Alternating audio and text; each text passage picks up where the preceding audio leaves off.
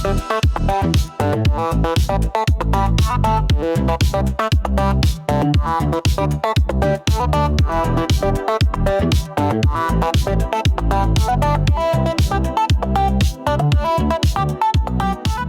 here with Tarik Currimbhoy, an artist showcasing at Akara Art. So, a pleasure to have you on the show. A pleasure to be here. What's the first spark or idea that started this work you're showing there? Well, what my interest is in gravity, on one hand. Yeah, gravity means where the center pulls you to the earth. And then I'm interested in kinetics, movement, basically. Yeah. So it starts by really, when you take a form, you distill it. Okay. Distilling it, when you get to the purest of it, you remove all the decorations and you say, this is the form. Yeah. From that form, you say, how do I make it walk? Like a pendulum. So that's my interest. So the idea here was that basically what happens here is that the weight falls at the bottom. So it's much like a ballerina dancing. Because of your work with gravity, do you consider yourself a physicist in any sort? Well, not really. The intent is to get a beautiful form first, because if it's not beautiful, it's not worth doing. That's true. Right? That's one. The second is my training is both in the fine arts and in architecture. So architecture deals with structure. So it all started out with a Roman arch. And my interest in the Roman arch was actually the keystone on the top, because that held the integrity of the arch. And then I said, how can I make it move here?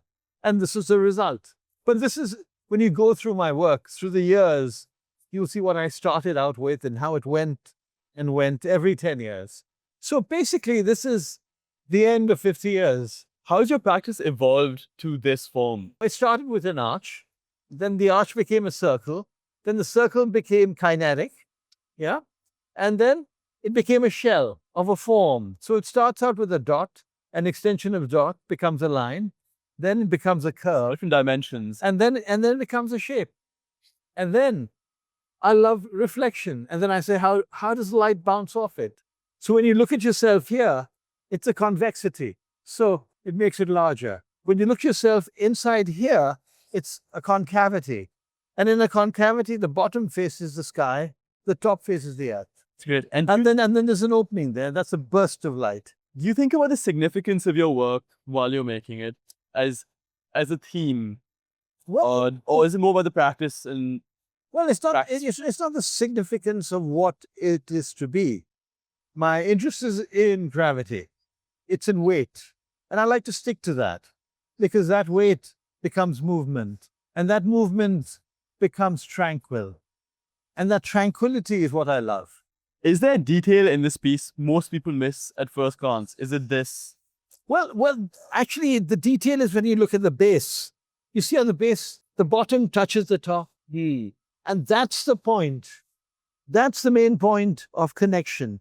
And that's the point of the Force. Remember this movie, Star Wars? Yes, it's one of my favorite movies here. It's, you see that when Obi Kenobi says, may the Force be with you. Yes. That's the Force.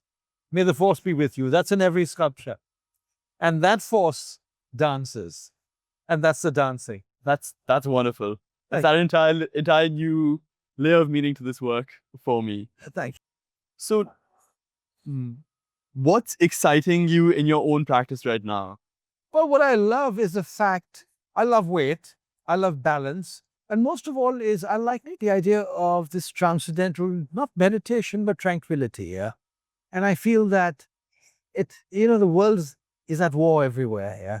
And I feel we need a certain amount of tranquility. I'm not into politics, but I am into the quietness of a shape. And I feel that's what I strive for in my pieces. I don't look to make a statement per se, but I look to achieve that quality of tranquility in a pure form, without any redundancy. Now, could we talk about the fair itself, Art Mumbai? Have you had the chance to explore it yet? I've been here. I think it's a great fair. What is your favorite booth? What I feel is missing here are sculptures. Okay. Yeah, the sculptures that I've seen are very derivative here. In what sense? Meaning they tell a story, like a camel with a horse, and it comes from a completely different language, because mine is induction of a form to express its pureness.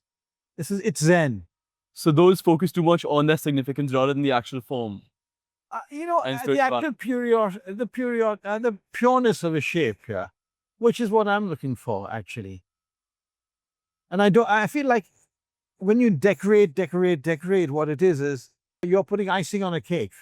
So I'm saying, what is the essence of it? And that essence is what I'm going for. On the other hand, are there any artworks that you particularly enjoyed at Art Mumbai? Oh, I did. Which ones?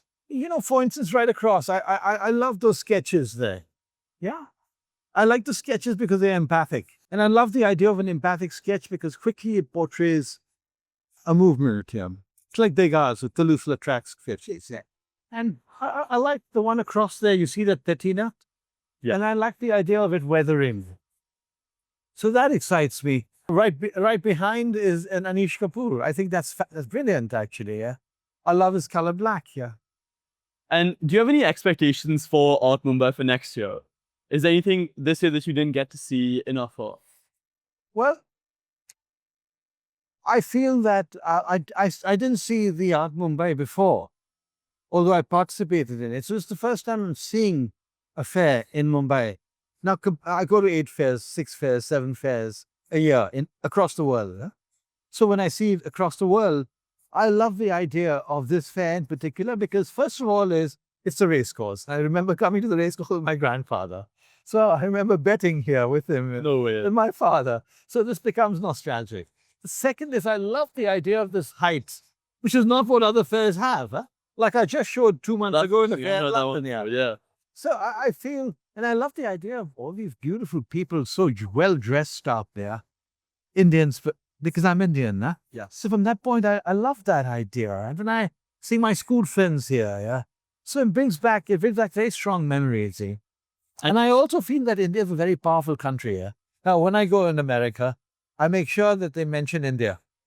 Regardless. I fully agree with you, yeah. Yeah, so then they know where I'm coming from. Yeah? I grew up here. I have a house here. My family is invested in India. I'm Indian. So I feel that I want that to be an important part of my expression. And it is because that's the outcome.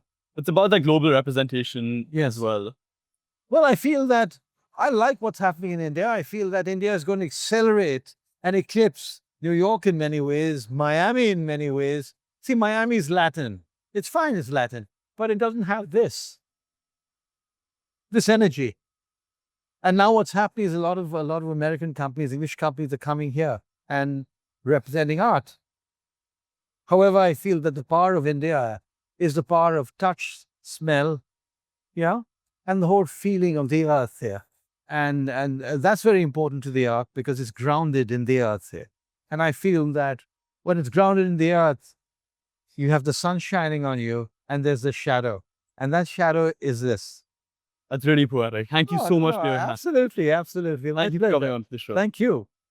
I'm here with the Paresh Maity, one of the greatest Indian artists of all time. Again, thank you so much for coming back to Art with us. It's a great pleasure, talking to my youngest connoisseur Thank you. and interviewer. You are a great boy. Hopefully one day you'll be the, amazing, art connoisseur, lover, and interviewer. Thank you. I hope to be one day. Yes. So tell me, what's the first spark or idea that started the work you're showing here? It's a moksha. This spark germination was 41 years back, the Ghat of Varanasi. When I traveled from Kolkata, 1984, with 2 of my colleagues, and I sat on the ghats and doing watercolor, I could not believe this more than 5,000 years exist city. It is not a city, it is the universe. And I realized the birth, the marriage, togetherness, ultimate moksha, the salvation of life. Ooh. So what's your favorite part about this work? What was the process behind it as well? See, this process started last year. It was in September. And I was wondering and talking to a few of my friends in Kolkata. They're all artists. I asked them that, let's do one artwork. And they were wondering, what artwork, Farishta? I said, we'll start something. So they could not believe. Then we were starting the drawing, the armature, the architecture, and all this, the engineering. Then it was started and it was moving everything very spontaneously. And I could not believe that finally, and they said in 2 months it will be ready. But finally, it took more than a year to complete this. Is there detail in this piece that people miss at first glance? See, all these details, they are different parts of our body, with the body cells, veins, and that all these objects every day, we really experience. These are the parts that many lights, many stove, many things we use everyday life. I have used those parts made out of brass and copper. Wait, so I have one question. The door is very small, the artwork is very big. How do you get it inside? Yes, there are many people can go inside. No, the door is very small, but the Yes. artwork is very big. How do you get inside? See, first this sculpture was brought here, then this hanger was made. Okay. And That's what I was saying. this sculpture, the piece came from 200 feet tall crane, boom bar, and it was brought down. Wow. Many people's hard work went through this. Oh, wow. Yes, What's one thing you hope somebody takes away from your work? optimism. Optimism. But optimism with a skull, and then hope it with a is- skull. It How is- does that work? It is, it is a germination of, it is a cycle of life, and it is the new beginning, the new birth. So it is optimistic and the moksha and salvation. So it is not at all, it is purely optimistic. You can see the lights are from inside. So it is inner glow, you uplift your mind, body, and soul. So you've taken the pessimism from death itself and the skull representing that Yes. and transformed it into a symbol of life. And So that Transformation. transformation, as I said, every transformation is the new beginning. And that's why the light is coming from inside, inner glow.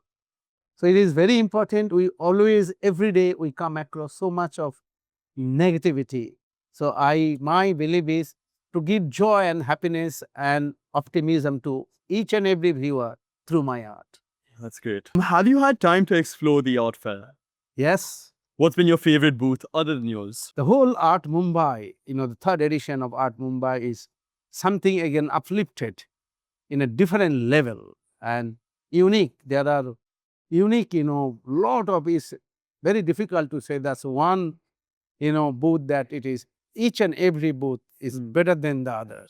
And it's amazing how thousands of people are coming and enjoying this third edition of Art Mumbai. That's great, Paresh. And tell me, what's exciting you in your own practice right now? My creation is exciting me. Oh, That is my own creation. And that's my life. Mera जीवन कला ही है. It's art. thank you so much for Ah, your time here, Paresh. Thank you very much. Have a good Thank day. you. I'm here with Owais Husain, an individual artist observing Art Mumbai this year. So tell me, it's a pleasure to have you on Art with Us. Thank you, Azan.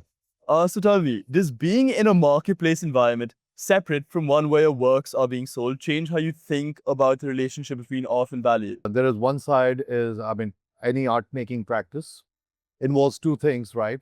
One is the reason why you're in it. At least I can speak for myself, is that you want to create and you want to unravel all the jumbled up chords in your mind and bring them to some fruition and do it the best of your ability. So, whatever skill set that you have, and that is expressed, and that is therefore the art is created. So that is that business. And then the other business is the transactional business, which fuels your ability to create the resources for you, which enables you to afford to get up from your bed, to afford to buy yourself something to eat and nourish, and also to exist and create more work and continue pursue your reason to be an artist, and basically give you that strength. So how do you find that balance? So it's something that it's an old question. It's not a new question. Where earlier, where there was at a romantic sort of, it was romanticized. I would like to say romanticized because we live in an extremely transactional world today, which has both sides of the sword to face. The romantic side was that art for art's sake, and that was something that's been asked of every young artist when they start off with their career, and that is something. Some people have the ability to navigate that, and some people don't. So I was very proud to be growing up in being part of the last of the generation when we started off in the 90s, and we were asked, I mean, I can speak for myself. What do you do? And I said, like, I'm an artist. And no, but what do you really do? So I said, what? So they said, yeah, sure, that's fine, but that can't be enough for you to survive. And then I had the fabulous opportunity of going and interning in a graphic studio in New York. And at the same time, and they were asking me there that, what do you do? I said, I'm an artist. But their question was something else, that how do you survive? And they couldn't believe that in India, you had artists who didn't have a job in the daytime and that could support them and afford them the ability to create more art. So coming back to your question, I think it's also about the meter, and as long as you realize that there is no real defined meter to evaluate art, it automatically influences the way you create art, and then you find the balance to sustain yourself by gaining the resources. It's a fantastic response. How do you distinguish between work that impresses you technically and work that actually moves you? I think impress for me, I can speak for myself again, is that impress for me has always been an ability of a skill set. So how much control you have on the medium, on the nuances, or even the area that you're entering into as an artist that you're exploring, knowingly or accidentally. So that is something that is, that is something to really kind of admire. So it's more the process for you that But the the actual emotional, significance. sorry? Is it more the process for you the significance? No. So that is to do with the process, but to do with having been emotionally stirred, that's totally a personal that's totally based on certain personal nuances. So in that sense, it's for instance, you can be, I'll give an example, cinema, which is such a universal medium, appreciated through a cross section of an audience which may have an appetite for art or which may not have. But you're at that moment and you're taking in the very fact that you're taking in that moment of experiencing a scene or a situation or a scenario or a character. And you're looking at, what do you do at a human level? You're trying to find some connection with your own story somewhere, some emotional story, some spiritual story, with something that's left you touched deeply or not. And once you find the connect, then you get onto the hook. So that's why people in commercial cinema are so busy trying to tailor every aspect of the film to get the widest audience to get hooked onto their work.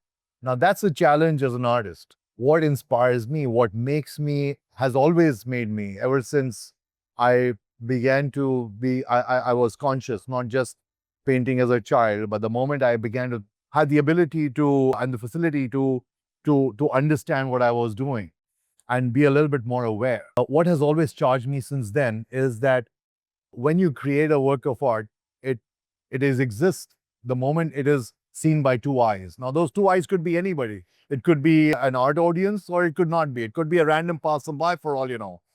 But the moment it's been seen by two eyes, it exists. Otherwise, it doesn't exist. Nobody's seen it, just you and the work. It's like a tree fell in a forest.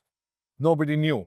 So, and it's like the butterfly effect. When you see the work, whether consciously or accidentally you pass by, what drives me is that the whole thought that has somewhere stayed in the ocean of memories of and gone to build the thinking process of that person, which may or may not somewhere influence the decisions. So for instance, example, as an analogy, somebody was gone to buy a pot for himself, and on the way happened to see the work, and something stayed in the work, accidentally, subconsciously or consciously, and when he decided that, no, not this one, this one, for me is like, wow, my work is alive and it exists for the rest of that person's life.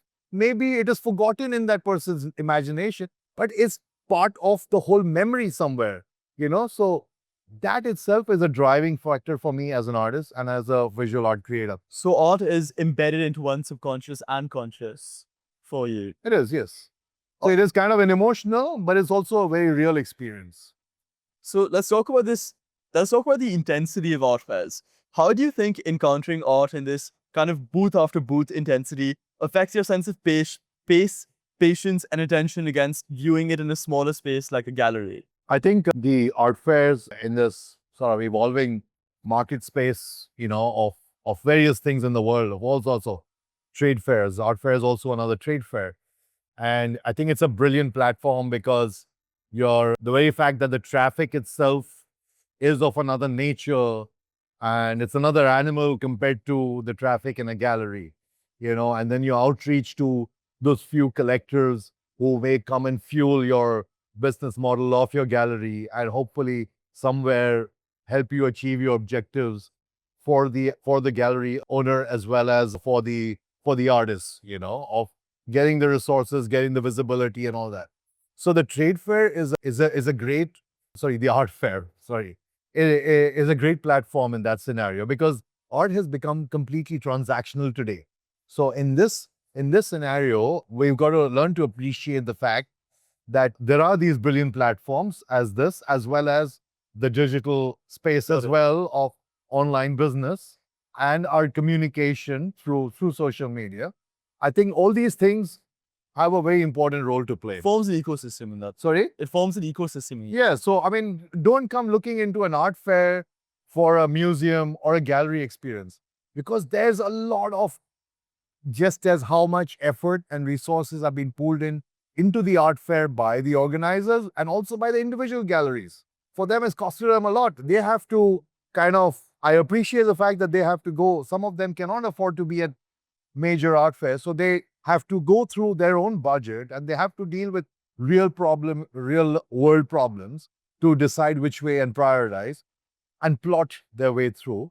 So similarly, I mean, with the gallery, I mean, there's a lot that's gone into even mount that show, the research that's gone into, the outreach, the constant involvement of the various teams in that sense, as you know, rightfully. And even from the artists to engage and have that outreach and the ability to communicate through them and the ability to bring things across. So that is another effort altogether. But each booth, so don't expect to see a curated thing, unlike a gallery or a museum experience. Which booth or artwork has caught your eye the most today and why? Man, you don't have to ask me that question. It could be in a good way, or the flip side, which is the bad way.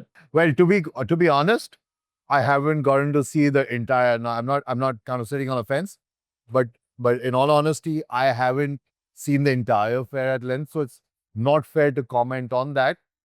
But I think From the selection, I mean, sitting next to Crayon and what they've done and the story that they are on, I think that's kind of very interesting to watch. As it has unfolded from the very beginning through the art fairs and see which direction they're going in. Crayon is a one work, one idea centerpiece in there, and it's a formula they've just.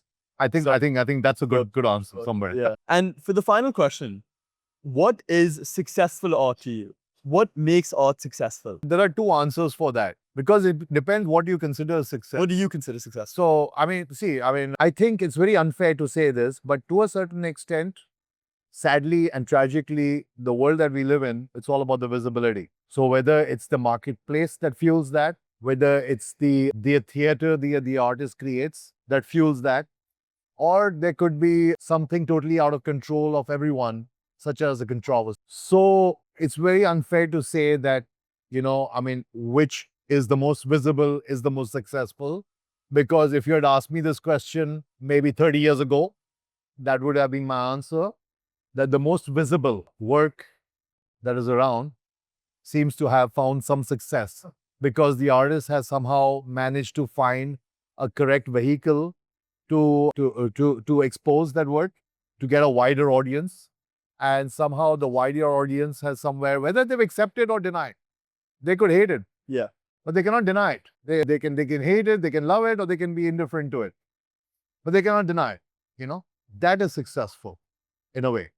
But today I cannot answer it in the same way because I think we're living on this side of the fence, of this side. I don't know if it's a fence, but on this side of this particular argument or this side of rationale. So when you're sitting on this side of the rationale, it seems to be much darker in a way because it doesn't mean that brilliant art because it didn't find the right platforms, it was not visible, is not successful. So, I mean, each one has a moment.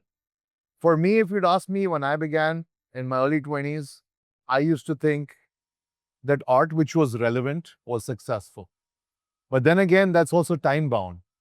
So which changed over 10 years of my first 10 years of being sort of professionally engaged, not just as working, but also trying to engage in the market space and trying to engage with audiences.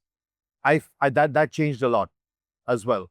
So for me, it was not just about relevance. But the first I thought I said it is time bound, because something that is relevant in the 50s, maybe suddenly it doesn't seem to be relevant to the people today, So therefore, I think there is a strong need, and that's what's missing out. And that vacuum is what we need to address. Our ability to have access to inform ourselves.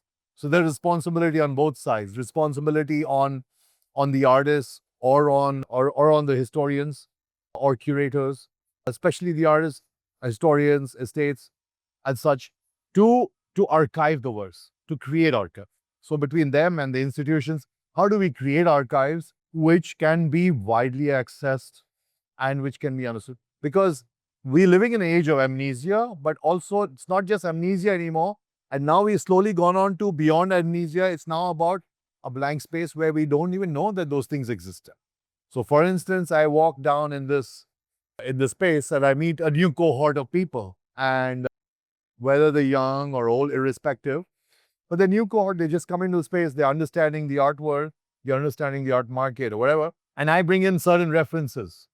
They could be references of people I've known or certain stations in time which I've either experienced or I've heard of firsthand from people I've known or I've even read. I happened to be there at that time and I read about it. And I share those points. So this complete blank expression. We don't know what you're talking about.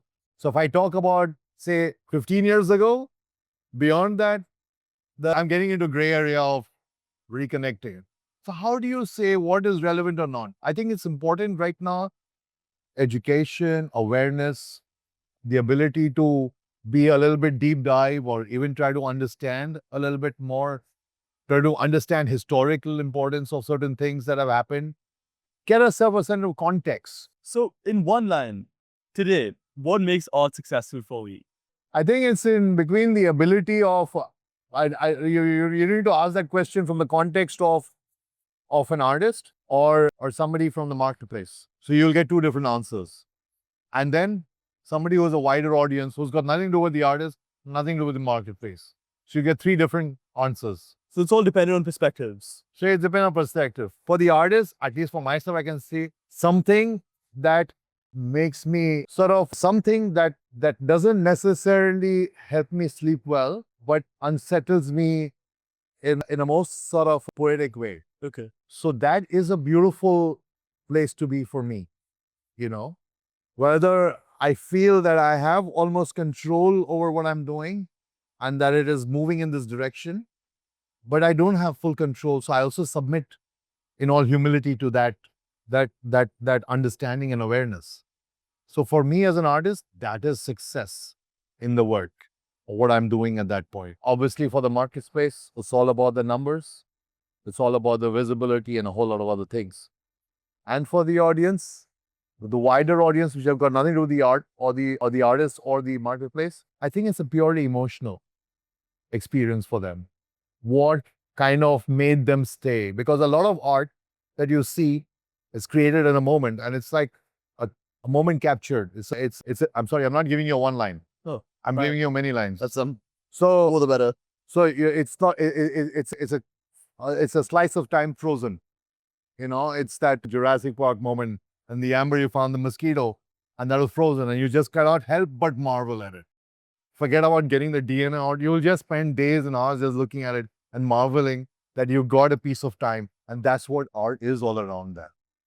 Now, whether it's on the sincerity of the artist, where they want to, are they being honest and earnest, or are they trying to put as many curtains of, deception or perception that is upon the integrity of the artist? I'm not getting into that. But from the wider audience, they see that and how they relate to that. So, and that keeps changing. So this work award may seem, I see it hanging on my wall. For instance, I have the good fortune of getting that word in my space, in my house or wherever. And I see it on my wall. And today it means something else to me. 3 years down the line, I get up from the same chair and I look at it again. Or on my way to something, I pass by and it moves me somewhere else. And it means something else. So it keeps unpacking itself for you. And that's what makes it alive. And that's what success is for that wider audience. So it's all different. 3 different specters. That wasn't one line, but that was the perfect answer. Thank you so much, Hey. Owais Husain. Thanks for having me. Thank you.